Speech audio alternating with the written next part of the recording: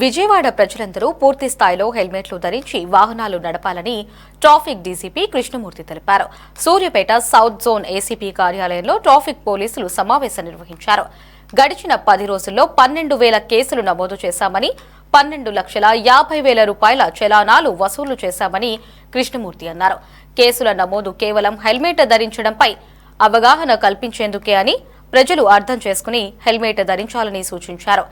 Rapido users సైతం ఇకపై helmet వినియోగించాలని DGP Krishnamurthy స్పష్టం చేశారు.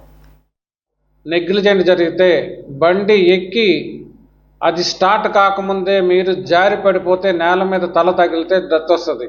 అది నడపనక్కర్లేదు, సిటీలో నడపనక్కర్లేదు, లేకపోతే హైవేలో నడపనవసరం పని లేదు. అంటే మన తలని రోడ్డుకి ఆనితే తాకితే బలంగా ఖచ్చితంగా కూడా డెత్ అనేది 90% అవుతుంది. సేవ్ అయ్యేది సర్వైవ్ అయ్యేది చాలా తక్కువ. 2 వీలర్ అనేది చాలా ఇంబ్యాలెన్స్డ్ వెహికల్.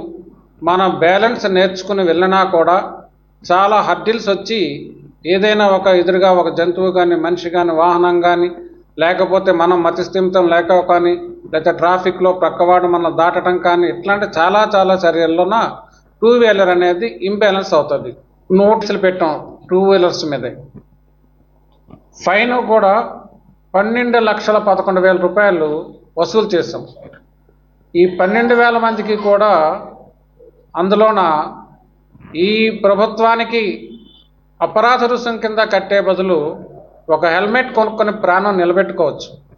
అంటే మేము ఇచ్చిన అడ్వైజర్స్ కానీ అవేర్నెస్ క్యాంప్స్ కానీ కూడా వాళ్ళ స్పందన రాకపోతే చివరిగా సామధాన భేద దండోపాయం క్రింద దండోపాయంగా ఫైన్లు వేయటం జరగటం, వాళ్ళని కఠినంగా ఈ రకంగానూ చెప్పటం జరుగుతుంది. అయినా కూడా వారిలో మార్పు తక్కువైంది. ఇప్పటికీ కూడా మీ అందరికీ తెలియజేసేది ఏంటంటే అస్త్రం అనే యాప్ ద్వారా, డ్రోన్స్ అనే టెక్నాలజీ ద్వారా,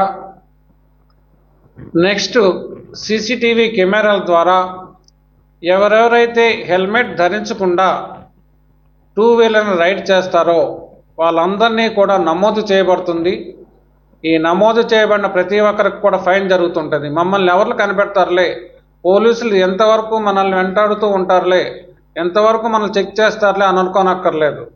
పైనుండి గతంలో అనేవాళ్ళం పైనుంచి దేవుడు చూస్తాడని.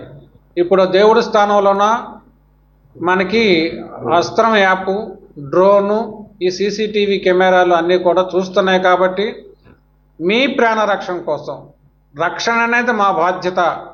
కాబట్టి మీరు అకారణంగా చనిపోవద్దు.